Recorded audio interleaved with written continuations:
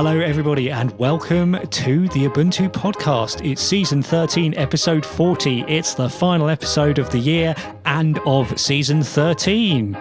It wasn't that unlucky after all, hey? We'd like to say a big thank you to everyone who supported us this year with our Patreon subscriptions and with one-off PayPal contributions. Now, as usual, as this is the last show of the year, we are going to be going on hiatus for a couple of months at the beginning of next year to give us and all of you lot a break. So, Martin, would you like to explain what's going to happen with our Patreon while we're off air? Yes, so the first thing that's going to happen is there will be a payment taken on January the 1st or whatever, the first week of January is, and that will be the money that we use to pay for the December production costs. But then we will pause Patreon taking money for Ubuntu podcast until we return, or if indeed we return, because, we haven't had our curry yet and decided if we're going to do this again, but we will be pausing the Patreon whilst we're off the air. Great. So yes, if you're subscribed and you want to continue to support us, then continue to be subscribed. We won't take your money without giving you podcasts. And in the meantime, Alan, what have you been up to recently? Well, just in time for the last episode, I have removed the audio noise that was plaguing my system and also doubled my speed on my desktop PC. Wow, was this the same fix for both? It was one fix that did both things. It turns out I use Ethernet over power adapters, TP-Link devices, because my office is at like the complete opposite end of the house from the internet connection. And to get it here, I didn't run Ethernet. I just used Ethernet over power, and I've been using it for years. And there's been this background like crackle for a while, and I couldn't pinpoint what it was. And I thought it was cables crossing over or something like that. And also the internet in this room is 50% of what it should be. I pay for like 110 meg or something, and I get 48, 50, something like that. And when the kids were out one day, I unplugged loads of things and shuffled things around. And it turned out it was the Ethernet over power device, which has a through socket, was plugged into a 4-way thing. And I moved it so it's plugged directly in the wall. Magically, the audio problem goes away and my internet is now twice as fast. That's all I did. That's the only thing that changed, was me moving the Ethernet over power socket to be plugged directly in the wall. Suddenly everything's faster and better. Wow, great. Well, I'm glad you got that done in time for one recording. Sorry, Joe. Martin, what have you been up to?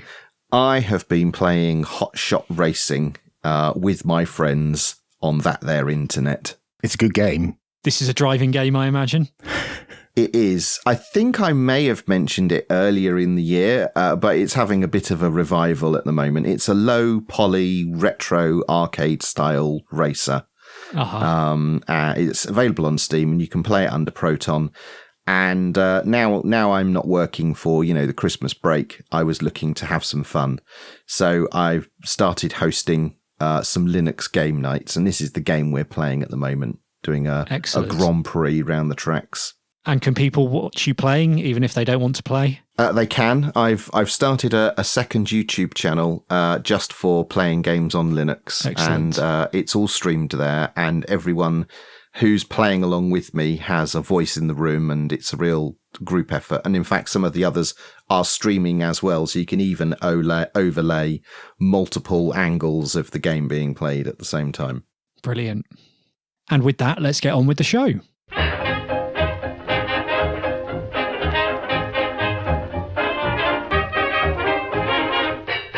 And as it's the last show of the year, we thought we would have a bit of a retrospective on all of the good news that happened in 2020. So let's begin back in episode 1 on the 24th of March. Martin, what good news did you find? I was delighted by Alan running the Ubuntu wallpaper World Cup and Hardy Heron being voted as the all-time favourite Ubuntu desktop wallpaper. Who would possibly have seen that result coming? Absolutely everyone. But what transpired is I I did a bit of archaeology and we dug up the original artwork for that, and we were able to reproduce a 4K version, which was included in the Focal Fossa LTS release later in the year. Nice. Brilliant. And speaking of that LTS release, we had more good news in April. Yes, indeed. April was, of course, the release of the Focal Fossa LTS release. And, I think for Alan, as much as for me, this is a landmark for us. The LTS are very important. But, personally, this was my first time round being, engineering director for Ubuntu Desktop. So it was, a real milestone for me personally and professionally. And this is now the distro that's going to be out there for the next 5 years, running on all manner of, laptops and workstations. Alan? Yeah, following on from that, there was a nice community-led Ubuntu testing week that we talked about back in episode 3, I think, this year. And the thing I loved about that was it was community-oriented. They didn't have to ask permission. They didn't have to, get canonical approval to do this. It was just a bunch of community people who decided, let's get together and get some testing of 2004 before it's released. And they organized it for all of the flavors, and it really helped. A lot more people had more eyeballs on 2004 than previous releases. So it was very welcome that people were doing it.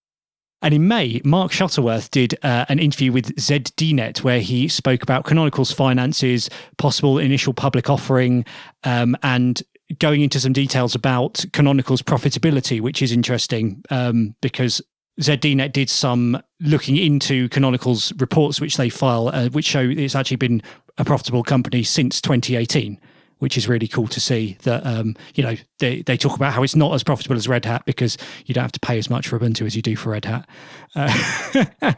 But it's really cool to see it's actually, financially self-sustaining now, and there's a possible path to it going public, but there's reasons for caution about it, especially given the current situation in the world. But it'll be interesting to see how that pans out in the coming years. Martin. So later in May, we announced the code name for what was the Ubuntu 2010 release, and that code name was Groovy Gorilla. And I'm very pleased with that because I managed to convince Mark Shuttleworth that that's the code name we should go with, and he decided to go with it. So yeah, what's the bucket list moment there? Also led to having gorilla-based wallpapers and gorilla-based T-shirts and stuff that, gorilla's an iconic animal rather than some weird squirrel thing that, obscure animal that nobody's heard of. Weird squirrel thing T-shirt on, yes. And jumping ahead to June, Alan. Yeah, Lenovo made their entire workstation range available for Ubuntu. And obviously, as a ThinkPad nerd, this made me quite happy. And so this was a good news item for the middle of the year. And I haven't actually bought one yet. I'm still eyeing up these machines and thinking carefully about what my next laptop purchase will be. But the fact that you could buy Lenovo's now with Ubuntu pre-installed and available directly from their website makes me very happy. So that was good to see that. Yeah, and it also marked that this year we had more Ubuntu certified devices than any previous year. So, more Ubuntu in the wild. It's great. And Martin, we had our first bit of good Raspberry Pi news in June. Yeah, the Raspberry Pi 4 got serious when they released their 8 gig model. So this has been a real tipping point, I think. There's been so much more interest in the Raspberry Pi because it now is fast and has plenty of RAM. It's really quite unconstrained. And I immediately went out and bought about half a dozen. Of course you did. Alan.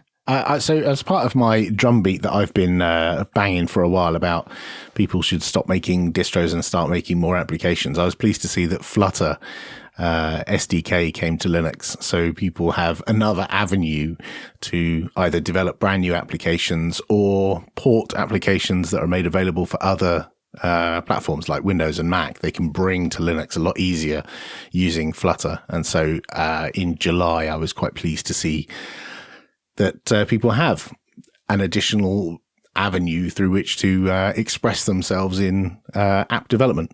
My, what a lot of good news. And we've only got to August. So, Alan, what did we find in August? Oh, my gosh. This was just Amazing. The National Museum of Computing launched a virtual tour. And obviously, if it's difficult for you to get to the National Museum of Computing, which it might be, then a virtual tour is just as good, because the way they'd done it in such a way that you could virtually walk around the museum and zoom in on their exhibits and look at the posters on the wall and move from room to room. And it was just so beautifully done that you could just meander around a museum like you would in real life, but there was nobody to bump into and nobody to get in your way and nobody standing in front of the exhibits. You could just meander around at your leisure and revisit at any time. So you can go back to that website now and have another look around the museum. It's fantastic. I love it. Brilliant. And shortly after we found that, Jupiter Broadcasting, friends of the show, announced that they are independent again. They threw off the shackles of their corporate paymasters to become an independent broadcasting network once again. And we wished them all the best and still continue to do so. Martin, what happened in September? Well, in September, building on the news of Lenovo's bringing their range of workstations with Ubuntu in June, HP announced their Z-Series workstations and mobile workstations are also going to start shipping with Ubuntu. And that completed the trio of the three sort of top tier 1 OEMs that are now all shipping Ubuntu on their devices. Excellent. Yeah, it's great to have more choice for, when you want to buy a laptop, there's all these little boutique people like the System 76 and the Tuxedo and all of that. But having big brand names that people know and recognize available directly from their website that you can order a machine with Ubuntu pre-installed gives a lot more confidence for Ubuntu as well, because people then, okay, this is a legit thing. If this company is selling it, then, Yeah. I like that. There's a lot of commentary about, how do you market desktop Linux and get more adoption? And I think this is how we do it. We get Ubuntu on more devices that people can easily purchase, because what is it you're advertising if it's not like, go and get this thing here and away you go? Alan. In October, episode 29, we talked about something super exciting for me. The Ouya console, which I always want to say, Ouya, because that's how the title sequence is. There's a developer working on mainline Linux kernel support for this device, which it was an Android console that, in inverted commas, failed in that, a lot of them were sold. It was a crowdfunding campaign. A lot of them were sold, and they weren't as popular as they could have been, and there were some missteps, but there's a lot of them out there. And so a developer was working on getting support for this in the mainline kernel, so people can revive their little tiny device which sits next to the TV and allows you to play video games on the TV very easily. So I was very pleased to see that in October. Will you be installing a Linux distro on your Ouya at some point in the future? Yes, just so that I can mention it if we come back for another season. I can mention that I've installed Linux on my Ouya. What else happened in October, Alan? The Windows calculator on Linux with Uno platform happened with another opportunity. See, there's just constant stream of these app development platforms and SDKs coming to Linux. And Uno had a little cheeky bit of promo for their development platform by bringing a Windows calculator-like experience to Linux. And I found that quite fun, nice way to promote the use of their SDK, and yet another way for people to build applications on their favorite desktop. I still have it installed. It's my default calculator. And I got very excited in October about the new Raspberry Pi Compute Module 4, which has a new form factor. And they also released an example I/O board, which it plugs into, which I'm still hoping will lead to a new generation of Raspberry Pi powered laptops using this module, because I think it allows a much sort of more streamlined design of laptop based on the Raspberry Pi platform. Yeah, I think that, with the 8 gig model and the 4 gig model and what have you, the time is ripe for somebody to come up with a genuine Raspberry Pi laptop, for sure. Also with a PCI connector. So it's kind of limitless what you could do with that, whether it's a GPU or something else on that bus. Could be super interesting. Yeah.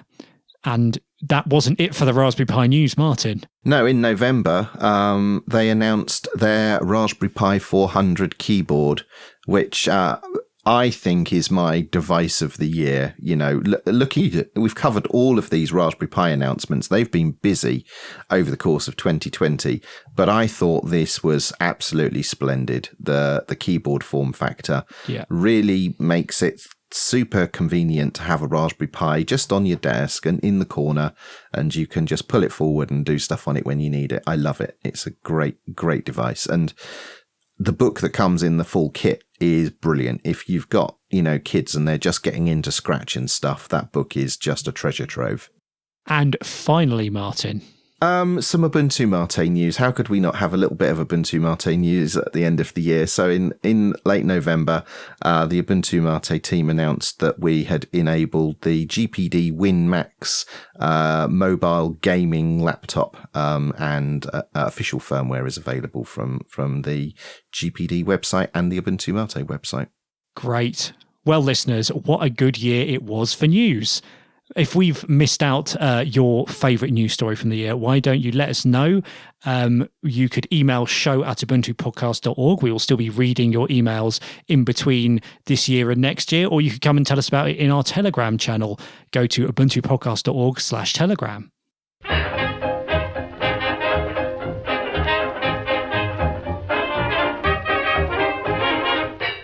And now it's time for some Gooey love. And the last Gooey love of the year. Martin, what did you find? Well, I found a thing called Mango HUD.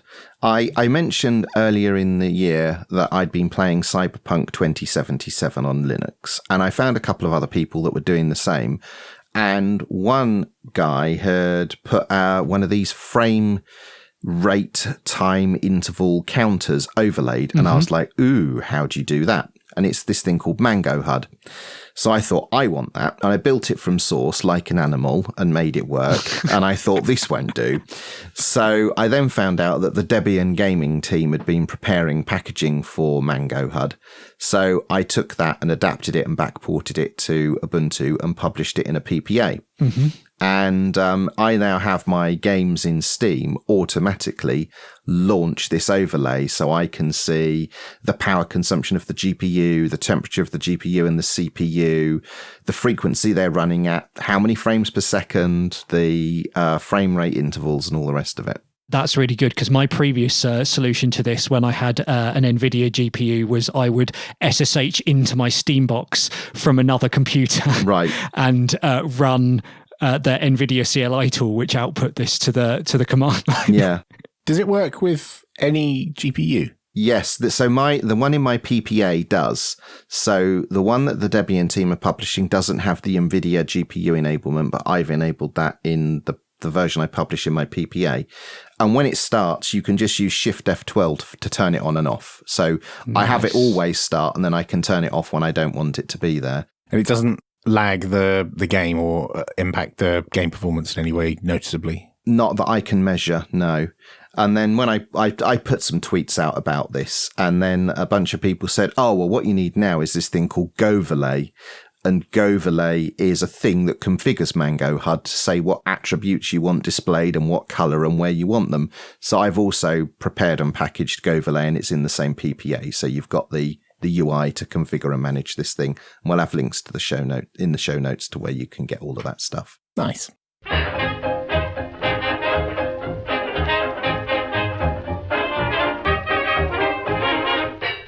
And now it's time for all your wonderful feedback. And first up, Eric Nance emailed us. I wanted to give you my perspective on HP's new laptop and workstation offerings geared towards data science. As a professional statistician and data scientist, I am certainly excited to see OEMs begin targeting this rapidly growing field. My only critique is how they have only included Python as the language of choice. Where's the love for the R language? I have nothing against Python at all, but we're seeing more and more data scientists utilizing both R and Python in different aspects of their workload, and it would be nice to see OEMs start recognizing the importance of having both readily available. The cutting-edge algorithms in statistics are almost guaranteed to have a dedicated R package, and now it is much easier for R to integrate with Python to tap into TensorFlow or other ML libraries. Perhaps I just need to be a bit louder to the OEM vendors about this. So Eric, that's excellent feedback, and I'll help you with that. I have the opportunity to speak to HP about this stuff, and I'll send them your feedback. And we had several emails about what you've been up to since the event. And first up, Joshua Schechter emailed us. I enjoyed the section of the last Ubuntu podcast that described what you've been up to during pandemic times. When I get free times, I like listening to audiobooks and podcasts. I did want to make an audible recommendation, We Are Legion, We Are Bob by Dennis E. Taylor. It's the first of a fun future sci-fi trilogy that has tons of references that I think you'll like. Excellent. I will grab that because I'm just about to finish my current book. So I look forward to listening to that as well. Thank you, Joshua. James Swift emailed us. Listening to your segment about board games struck a chord. Before the event, I used to enjoy playing games with people. I've tried online versions of, say, Monopoly, but find that they suck a lot of the fun out of it by forcing you to adhere so strictly to the rules. We all have our own special house rules, don't we? So I spent a few hours and wrote my own version, which I can screen share in a group video chat. It has the basics such as pieces moving around the board in order, the prices of the houses, etc., but it's designed to allow you to use your own Monopoly money, your own dice, and if you like, and be flexible enough to use any of your own house rules.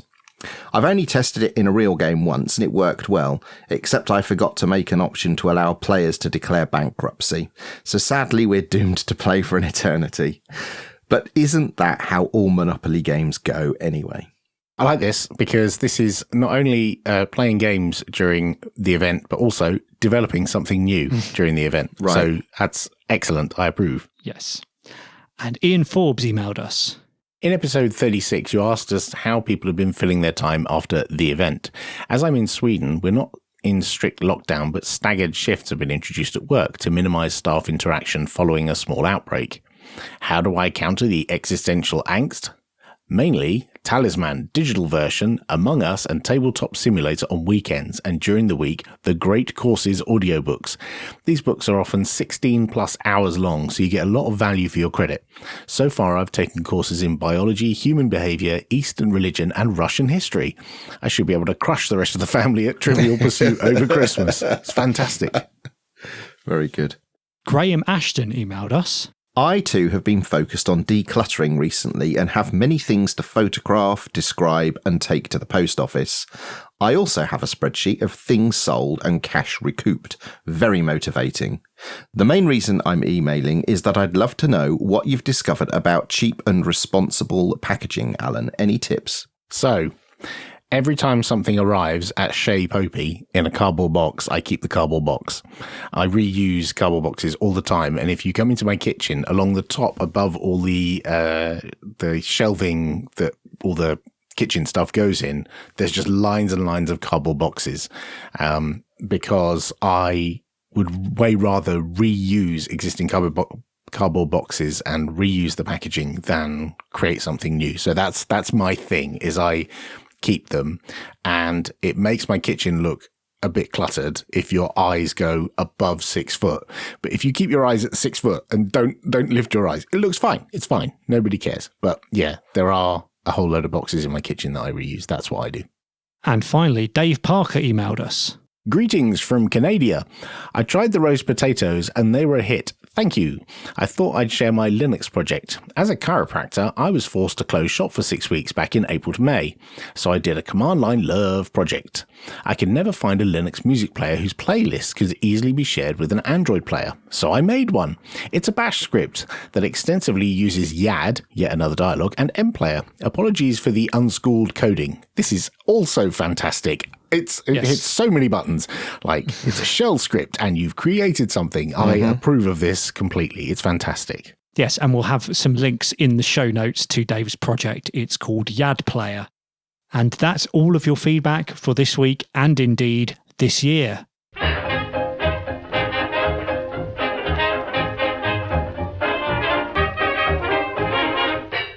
And that's all for episode 40. We made it, guys. Cool. It only took 2 years this time, right? Well, thank you everyone for listening all year. It's been lovely to hear from you. Lovely to have all your feedback. Lovely to chat with you all in Telegram. Again, if you want to chat with us in between this year and possible season 14, come over to ubuntupodcast.org/Telegram and say hello. We'll be in there. We're not going anywhere for Christmas, are we? No, and it's a generally friendly place, and we talk about all manner of stuff, whether it's tea, biscuits, and sometimes Ubuntu Linux. Yeah. So thanks very much, everyone, and we might see you again next year.